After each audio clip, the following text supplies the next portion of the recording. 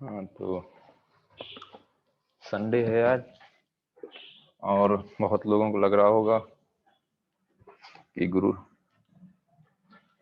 कि संडे को तो छुट्टी रहना चाहिए कम से कम। ऐसा किसी को लग रहा है?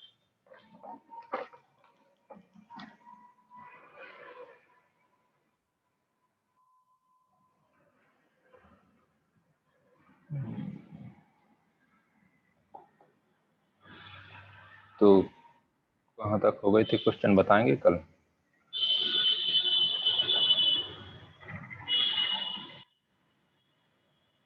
हम आपसे ये पूछ रहे हैं क्वेश्चन कल कहाँ तक हो गए थे? सर 11 तक हो गए थे। अच्छा, 12 में भी हो गया था। हाँ, चलो ठीक है। 13वां आप बता रहे थे। अच्छा, चलो 13वां बताते हैं जल्दी से, फिर आगे बढ़ते हैं।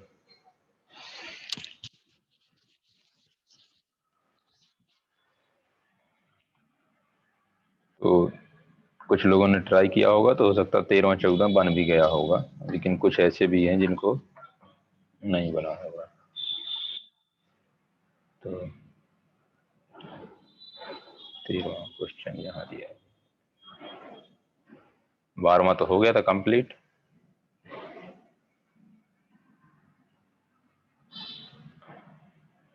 हम कहे 12वां हाँ क्वेश्चन सर, तो 10वां। हाँ 10वां 12वां सर सेम था, तो आपने करवाया ही था। अच्छा, ठीक है। तो चलो 13 नंबर पढ़ो पहले सभी। Question number 13। क्वेश्चन नंबर 13 पढ़िए और आज ये हो जानी चाहिए। पूरी ना हो पाएगी तो काफी कुछ हो जाएगा। 80 मिनट है अपने पास। तो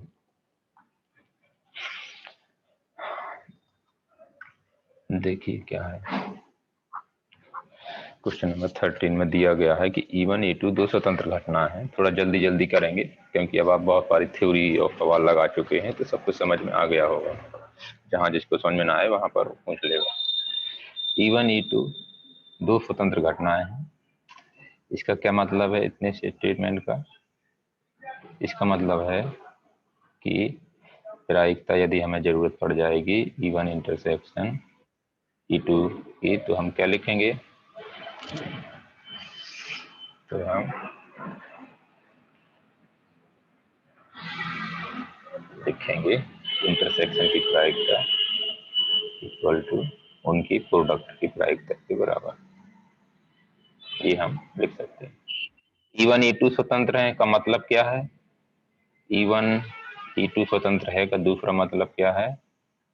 E1 E2 का दूसरा मतलब है कि E1 और E2 डैश भी स्वतंत्र होंगे। E1 डैश और E2 भी स्वतंत्र होंगे और E1 डैश और E2 डैश भी स्वतंत्र होंगे।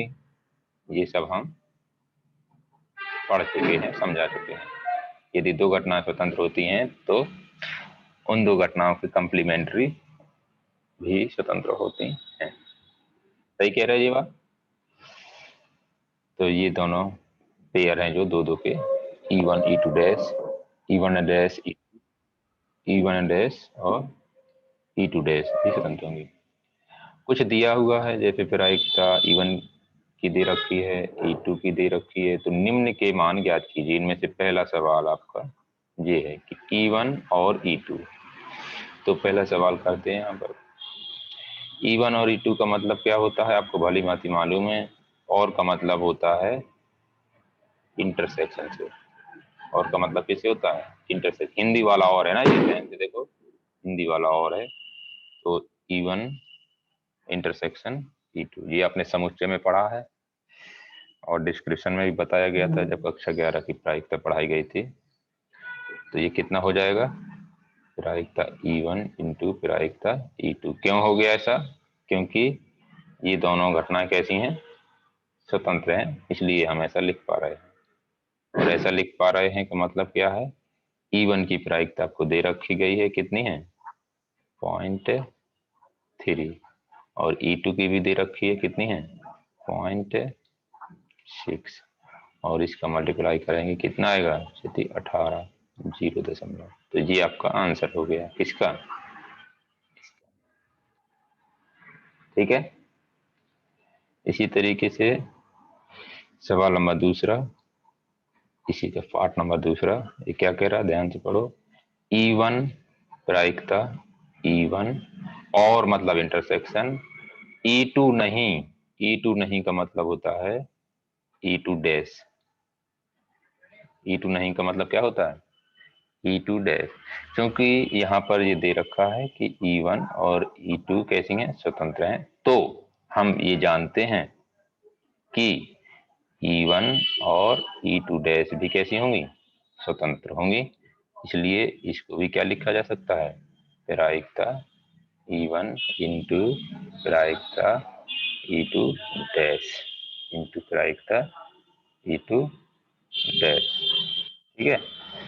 तो यदि ऐसा है तो आप बहुत अच्छे से जानते हैं कि E1 तो सीधा सीधा दे रखा है, कितना है 0.3 इंटू E2 डैश नहीं दे रखा है, लेकिन हम निकाल सकते हैं कितना आएगा।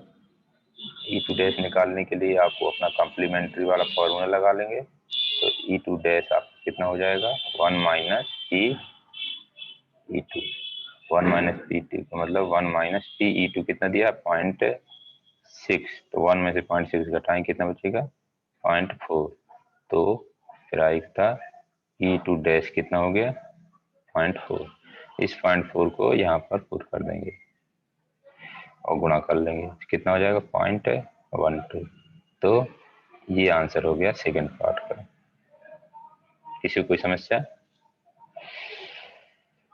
अब बढ़ते हैं आगे, थर्ड पॉइंट पढ़ो क्या कह रहा है, E1 या E2, E1 या E2 इसका मतलब क्या है प्रायिकता, E1 या का मतलब क्या होता है यूनियन E2, ये पूछा गया आपसे, जब ये आपसे पूछा गया है तो अपना फॉर्मूला लगाएंगे पुराना वाला, छोटी क्लास में जो पढ़ा है, प्रायिकता E2 माइनस प्रायिकता E1 इंटरसेक्शन E2, ठीक है। अब देखो ये हमें दे रखा है क्वेश्चन में ही, कितना दे रखा है 0.3 प्लस प्लस E2 दे रखा है कितना 0.6 माइनस, ये हम निकाल चुके हैं अभी अभी, देखो ये है कितना आया 0.18, इसको सॉल्व कर लो तो 0.9 माइनस 0.18, अब इसको घटाना है, और मुझे पता है आधे लोगों को कहो घटाते ना बने, बताओगे कितना आएगा घटाने के बाद 0.72 दशमलव 72 72, चलो भाई 0.72 बता रहे हैं लोग, 0.72, तो ये आंसर हो गया आपका किसका थर्ड पार्ट का। किसी को कोई डाउट।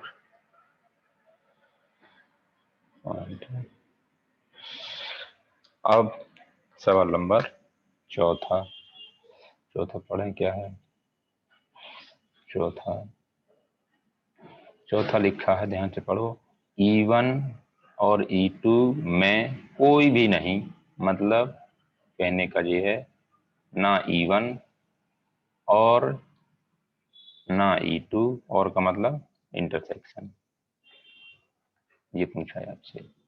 आपको मालूम है E1 और E2 दोनों स्वतंत्र हैं, तो ये जोड़ा भी स्वतंत्र होता है, और ये जोड़ा भी स्वतंत्र होता है, और ये जोड़ा भी स्वतंत्र होता है, ये सब आपको मालूम है, इसलिए आप इसको क्या लिख सकते हैं, क्योंकि ये दोनों घटनाएं भी कैसी हैं स्वतंत्र हैं, तो इसको लिख सकते हैं प्रायिकता E1 डैश इंटू प्रायिकता E2 डैश, प्रायिकता E1 डैश इंटू प्रायिकता E2 डैश। E1 डैश कितना होगा, लिख लेते हैं यहाँ पर 1 माइनस E1 होगा, नहीं होगा, इंटू E2 डैश हम निकाल चुके हैं, ये है, देखो ये निकाला था यहाँ पर, ये निकाला था यहाँ पर,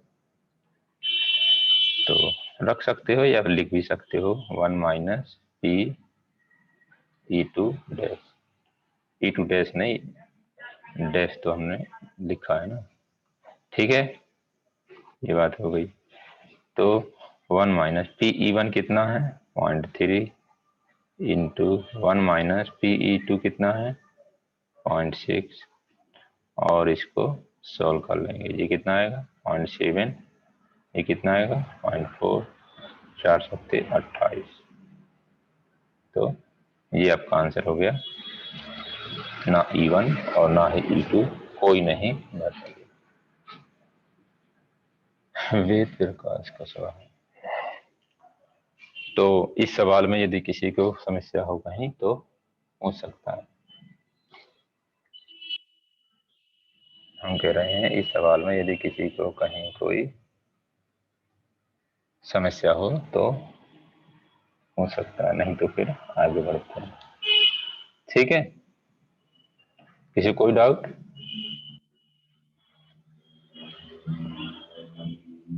कोई डाउट नहीं, तो चलिए फिर आगे बढ़िए। सवाल नंबर 14,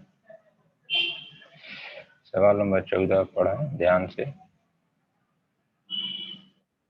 नंबर 14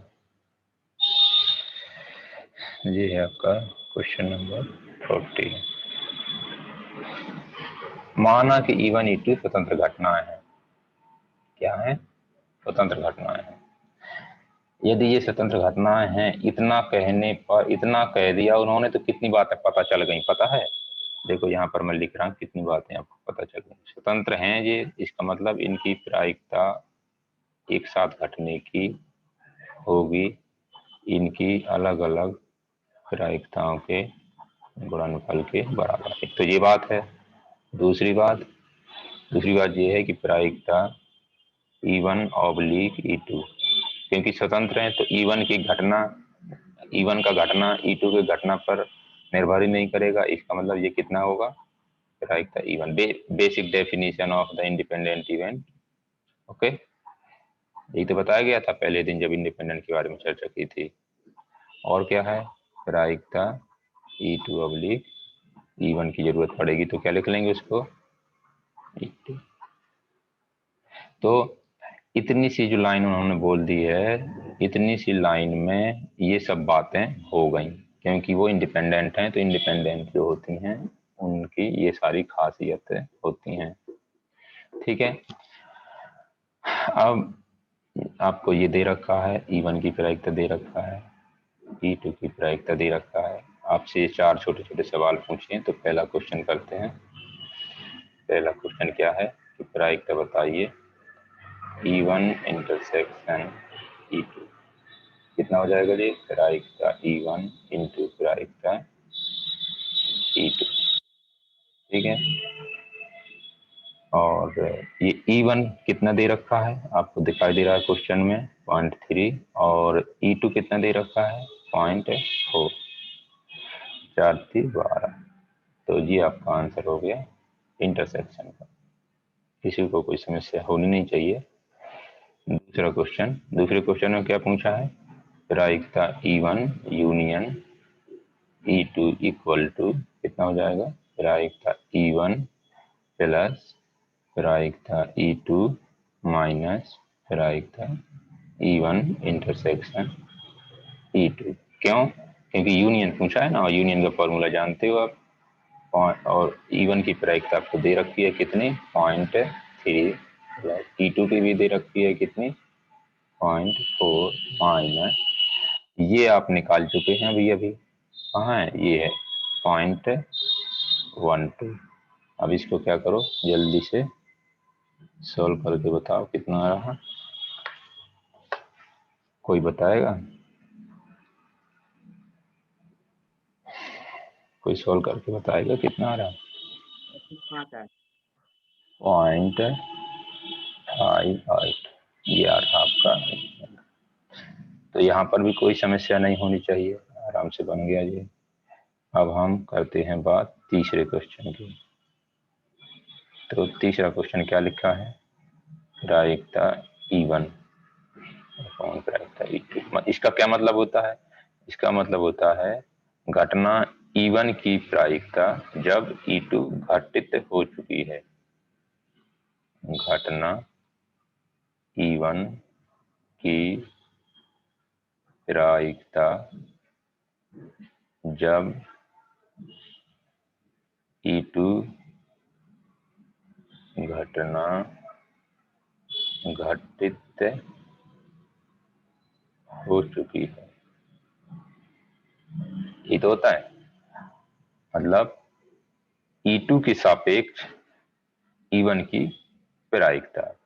और चूंकि ये दोनों इंडिपेंडेंट हैं, ये कैसे हैं, इंडिपेंडेंट हैं, तो ये किसके बराबर होता है, सीधे सीधे प्रायिकता E1। मतलब E1 पहली घटना का घटना ना घटना दूसरी घटना के घटने ना घटने पर कोई निर्भरता नहीं होती है, तभी तो उनका नाम क्या है, स्वतंत्र।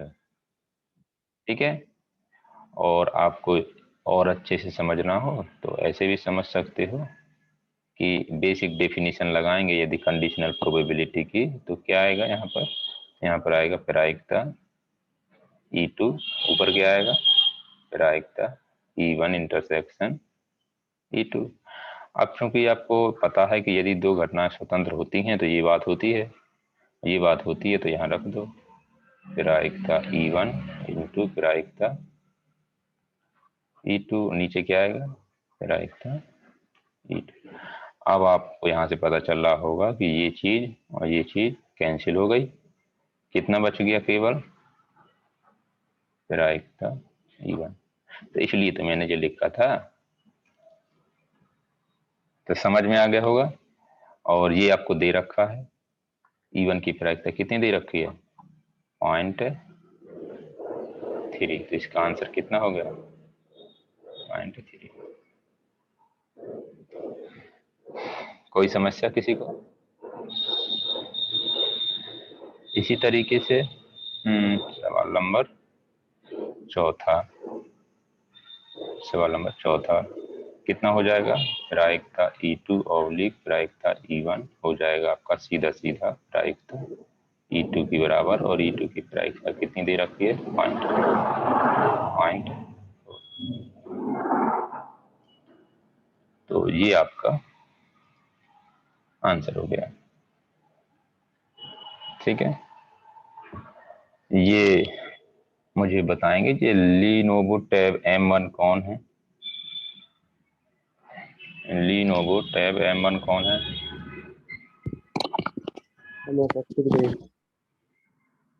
प्रवेश प्रवीण।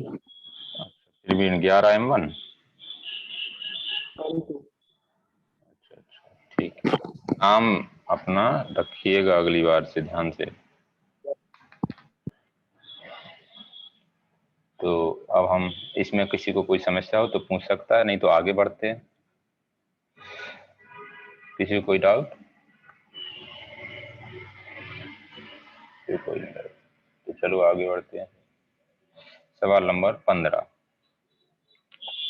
सवाल नंबर 15। अभी ये सवाल जो है, ये जिनको बोर्ड एग्जाम देना है इसी साल, उनके परीक्षा में आया था, मतलब टेस्ट हुआ था जो। अब बना नहीं था कुछ लोगों को, कुछ लोगों को बना नहीं था, पता नहीं क्यों बना क्यों नहीं बना। अब देखो सुनो इधर, बड़ा इंटरेस्टिंग है प्रोबेबिलिटी चैप्टर, इतना इंटरेस्टिंग है, इतना इंटरेस्टिंग है कि हद से ज्यादा। सोचो थोड़ा कि जीवन में कितनी अनिश्चितता है, हमें एक क्षण पहले का नहीं पता, एक क्षण पहले का नहीं पता कि मच्छर आके काट जाएगा कि नहीं काटेगा, रहेंगे नहीं रहेंगे। दिन भर जो ज्योतिषी का काम करता है, दूसरे के हाथ देख के बताता है ऐसा होगा, फलाना होगा, ढिमका होगा, उसको अपना नहीं पता, दूसरे का बता रहा होता, लोग उस पर विश्वास करते हैं जबकि उसका कोई साइंटिफिक प्रूफ नहीं है। लेकिन प्रायिकता ऐसी चीज है कि एक आपको गणितीय रूप बताती है किसी संभावना का। होने के लिए कुछ भी हो सकता है, लेकिन एक साइंटिफिक मेथड है जिस पर भरोसा करते हैं लोग, किया भी जाता है। जब भी कोई बड़ा काम शुरू होता है, बड़ा प्रोजेक्ट शुरू होता है, जैसे अभी अपने यहीं राठ क्षेत्र में एक रोड बन रहा है जिसका नाम है बुंदेलखंड एक्सप्रेस, बहुत बड़ा हाईवे है और लाखों करोड़ों रुपए का लागत लगी हुई है, 4-5 ठेकेदार बना रहे हैं उसको। इतना बड़ा हाईवे होता है कि इनमें जो फाइटर प्लेन होते हैं वो सब समय आने पर उतर सकते हैं।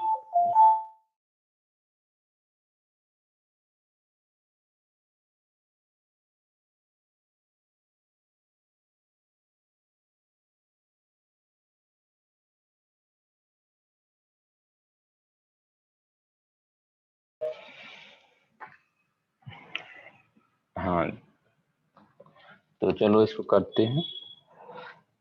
ये अपने आप में गणित की एक बहुत बड़ी शाखा है। यदि आप आगे फिर जो गणित से पढ़ाई लिखाई करते हैं तो पूरी ब्रांच है, एक पूरी की पूरी ब्रांच है, मैथमेटिक्स, प्रोबेबिलिटी एंड स्टैटिस्टिक्स। तो चलो ये क्वेश्चन करते हैं, पढ़ो ध्यान से क्या लिखा है। इसमें लिखा है एक दल का नेता, नेताजी है एक, वो उनका नाम है ए, वो 75% घटनाओं में सत्य बोलते हैं, घटनाओं में सत्य बोलते हैं, मतलब 25% घटनाओं में झूठ बोलते हैं। दूसरा नेता उनका नाम है बी, 80% घटनाओं में सत्य बोलते हैं, मतलब ये 20% झूठ बोलते हैं। एक ही कथन में उनके एक दूसरे से सहमत होने की घटना क्या है? कितना बेहतरीन क्वेश्चन। तो पहले तो आपने सवाल पढ़ा होगा और ये बताएं सवाल किसको समझ में आ गया, बड़ी क्लास के जो लोग हैं उनको छोड़ के। उज्जवल, क्या आप बता सकते हैं आपको क्या समझ में आया?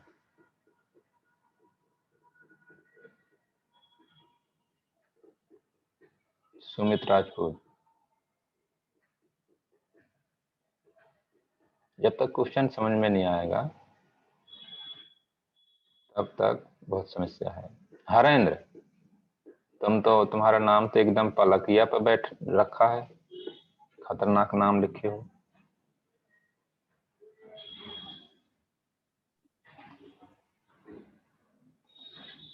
चलो मत बताओ, कोई सीख ना ले। लिखते हैं यहाँ पर, माना कि घटना एक ए है और एक ए डैश है। ए का मतलब है कि नेताजी जो ए हैं वो सही बोलते हैं, नेता ए सत्य बोलता है, सत्य बोलता। यानी कितनी खड़ूस भाषा लग रही, सत्य बोलता है। नेताजी हैं तो उनको अच्छे से लिखा जाता है सत्य बोलते हैं, सत्य बोलते हैं, ठीक है। ए डैश का मतलब है कि नेता ए असत्य बोलते हैं, असत्य बोलते हैं।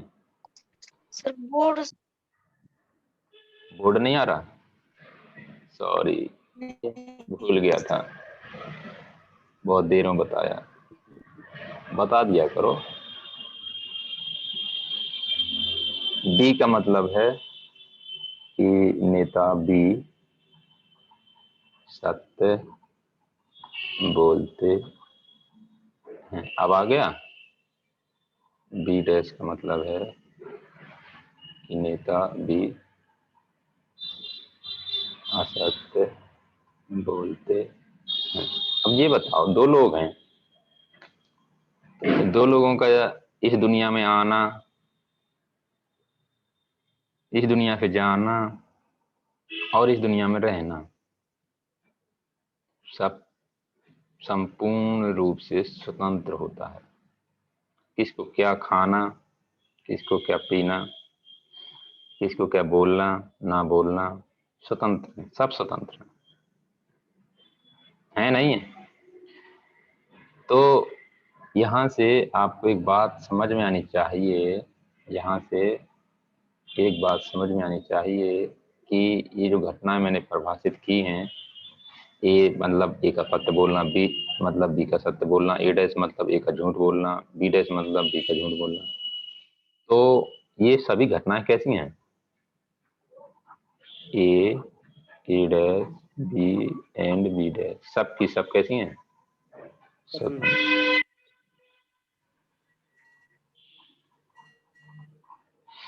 लोग कहते हैं कि हमें छोड़ के चले गए, जब कोई खत्म हो जाता है तो कल लेके जाएंगे, लेके चले जाएंगे, तो लोग कहेंगे लोग उसको भी लेके चले गए।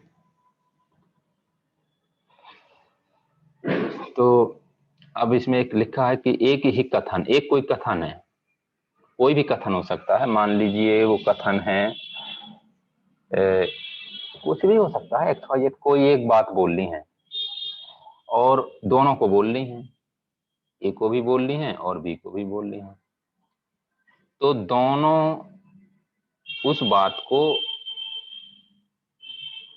जो बोला, एक व्यक्ति जो बोला वो एक दूसरे से सहमत होनी चाहिए। मतलब कहने का ये है कि जैसे मोदी के 2 मंत्री हैं, या मंत्री तो बहुत सारे हैं, कोई एक बात उन्होंने बोली मीडिया के सामने, दूसरे नेता ने उसका उल्टा बोल दिया, तो उल्टा पुल्टा हो गया, अब कंफ्यूजन हो गया उनको भी और जनता को भी। तो जो बात पहला व्यक्ति बोले वही बात दूसरा व्यक्ति बोले, तो उसे कहते हैं एक दूसरे से सहमत होना। तो कब सहमत होंगे, इसका क्या मतलब है, एक दूसरे से सहमत होना, एक दूसरे से सहमत होना कि प्रतिशत घटना, ध्यान से देखो प्रतिशत घटना लिखा है, और यहाँ पर डाटा भी कैसा दे रखा है, परसेंटेज में, डाटा भी कैसा दे रखा है परसेंटेज में, तो आपको भी अपना आंसर काय में लिखना होगा, परसेंटेज में। तो यहाँ से आप मुझे ये बता सकते हैं कि पी ए बता सकते हैं कितना दे रखा है, 75%, मतलब 0.75, ठीक है। ए का सत्य बोलने की प्रायिकता कितनी है, 75%, और ए के असत्य बोलने की प्रायिकता कितनी है, 1 - पी ए करेंगे कितना आएगा, 125, क्योंकि आप जानते हैं कि पी ए डैश मतलब 1 - पी ए, 1 - 0.75 कितना आएगा, 0.25, ठीक है।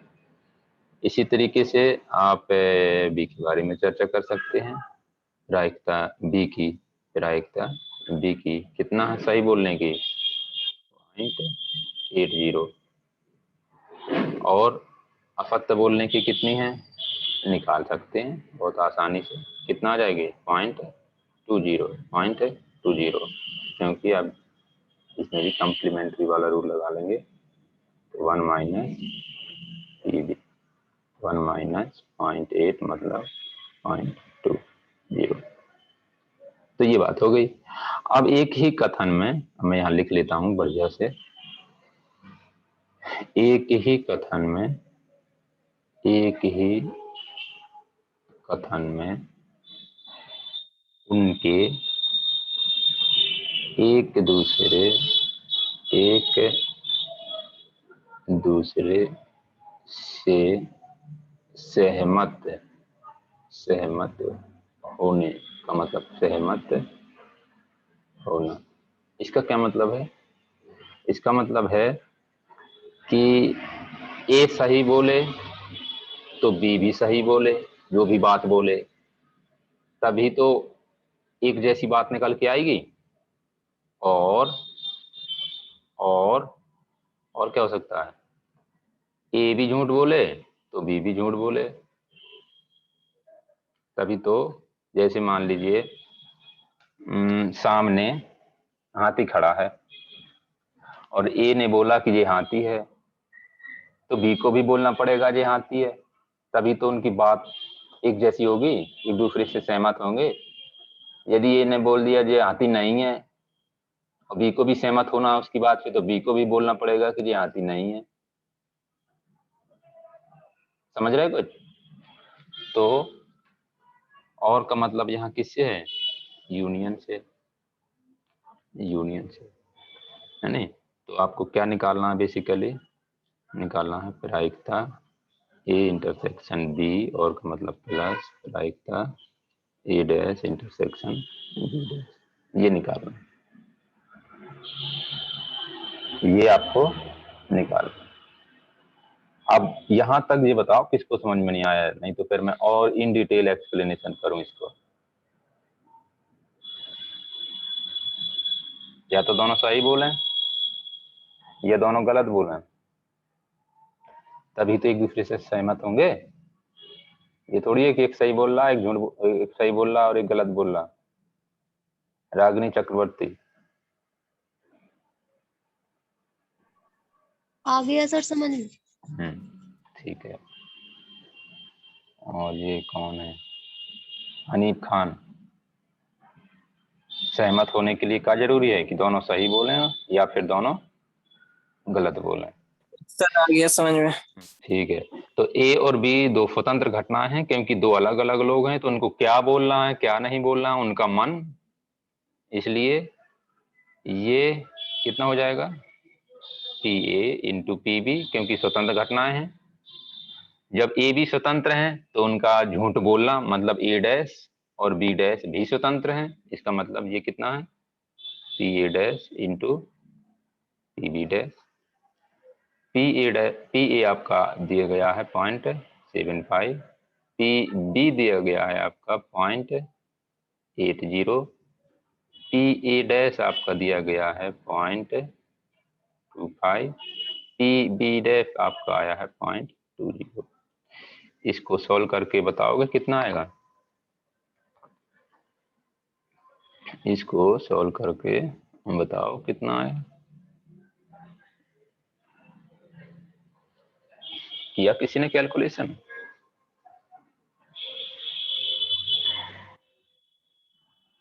कह दो हम कैलकुलेशन नहीं करते ना दिमाग लगाते।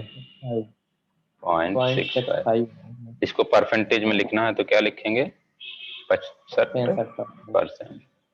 तो एक दूसरे की बातों से सहमत होने की गारंटी कितनी है, 65%। कब, जब नेताजी ए 75% सही बोलते हैं और नेताजी बी 80% सही बोलते हैं। तो देखो दोनों का अपना अलग अलग सही बोलने की प्रायिकता ज्यादा है, लेकिन दोनों के एक साथ मेल खाने की प्रायिकता दोनों से कम। तो जी आपका आंसर हो गया, ठीक है। तो आशा है ये बात सबको समझ में आ गई होगी।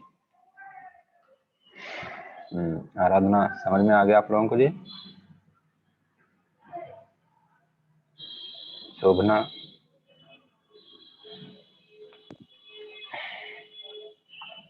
आ गया सर समझ में। ठीक है। तो अब हम आगे बढ़ते हैं, ये लो पढ़ो 16 नंबर क्या कह रहा है। 16 नंबर जैसा एक सवाल हमने किया था, फिर भी कर लेते हैं, कोई बुराई नहीं है। और एक बात आप लोगों को बतानी है कि जैसे ही ये चैप्टर खत्म होगा, ये 30 तारीख के पहले पहले पूर्ण रूप से खत्म हो जाएगा। तो 31 तारीख को आपका टेस्ट होगा। उस टेस्ट में पिछला चैप्टर लीनियर प्रोग्रामिंग भी आएगा 25% और बाकी 75% आपका प्रायिकता होगा। और ये सब मार्क्स इकट्ठे करके, और आजकल हम स्कूल जाते हैं तो वहाँ पर पिछला रिकॉर्ड ही फिल किया जा रहा है पूरा डिटेल, कक्षा 10 वालों का, 9 वालों का, 11 वालों का, 12 वालों का, क्योंकि एग्जाम होंगे, कब होंगे पता नहीं, क्योंकि लॉकडाउन फिर बढ़ गया 31 तारीख तक पूरी मई। तो डाटा इकट्ठा करना पड़ता है कि किस लड़के या लड़की को कितने मार्क्स दिए जाएं, इसलिए सारा रिकॉर्ड रखना होगा। इस साल से ज्यादा जरूरी हो गया है। अभी भी था, लेकिन लोग रखते नहीं थे, क्योंकि यूपी बोर्ड है, सीबीएसई आईसीएसई बोर्ड में या आईबी बोर्ड में, कैम्ब्रिज बोर्ड में, इन सब में तो हर एक हफ्ते का डाटा रिकॉर्ड रहता है कि किसके कितने नंबर आए, क्या है क्या नहीं, तो उसी हिसाब से वो आगे रिजल्ट बना देंगे। अब उनके पास डाटा ही नहीं है तो क्या रिजल्ट बना देंगे। यूपी बोर्ड के पास डाटा ही नहीं है आप लोगों का कि आपके कितने नंबर हैं, उनके कितने नंबर हैं, तो क्या रिजल्ट बना देंगे? कुछ समझ में आया? तो टेस्ट को सीरियसली लीजिएगा सभी लोग। ठीक है, ये पढ़ते हैं, करते हैं क्वेश्चन। किसी फैक्ट्री में निर्मित बल्बों की गुणवत्ता जांचने के लिए रैंडमली यदृच्छा बिना प्रतिस्थापन की, देखो एक बात लिखिए, बिना प्रतिस्थापन किए का मतलब क्या है, ऐसा क्यों लिखा, यहाँ से क्या समझ में आता है? कोई बताएगा मुझे, बिना प्रतिस्थापन ये क्यों लिखा है? ये एक एक करके निकालना, 2 बल्ब निकाले जाते हैं, तो एक निकाल लिया, उसको देख लिया सही है कि खराब है, इसके बाद दूसरा बल्ब निकाला, उस बल्ब को जिसको पहली बार निकाला था उसको वापस उसमें नहीं रखा, तब दूसरा निकाला, इसको कहते हैं बिना प्रतिस्थापित किए।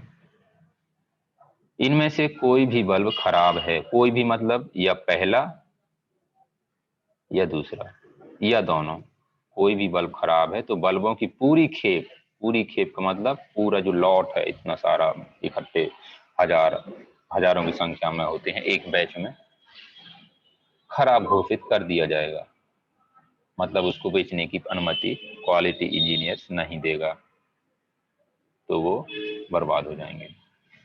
अब आगे लिखा है कि 200 बल्ब हैं, 200 बल्बों के खेप है, खेप मतलब ढेर, कितना है 200 बल्बों का, नमूनों में 5 बल्ब खराब हैं, 200 बल्बों का टोटल ढेर है, उनमें 5 बल्ब खराब हैं, और इस बात की प्रायिकता ज्ञात करनी है कि नमूना खराब घोषित किया जाएगा, है नमूना खराब घोषित किया जाएगा। तो खराब घोषित किया जाएगा, ये निर्भर करेगा किसके ऊपर? क्वालिटी इंजीनियर के ऊपर। और क्वालिटी इंजीनियर क्या करेगा, एक बल्ब निकालेगा, फिर दूसरा निकालेगा, दोनों को देखेगा, डाटा रिकॉर्ड करेगा, पहला सही था या दूसरा सही था, दोनों सही थे या एक सही था दूसरा, ये भी। तो यहाँ पर हम कुछ इस तरीके से पहले लिखते हैं घटनाओं के नाम। माना कि E1 का मतलब क्या है? प्रथम निकाला गया बल्ब खराब है, प्रथम निकाला गया बल्ब खराब। ये खराब हिंदी शब्द है यार, हिंदी हमें पढ़ा नहीं है, खराब कहीं लिखा हुआ, यहाँ पढ़ा, कोई बताएगा? हिंदी आती होगी जिस पर ढंग से। दूसरा घटना है E2, दूसरा निकाला गया बल्ब खराब, दूसरा निकाला गया बल्ब खराब। अब लॉट है एक, इसमें टोटल कितने हैं? 200।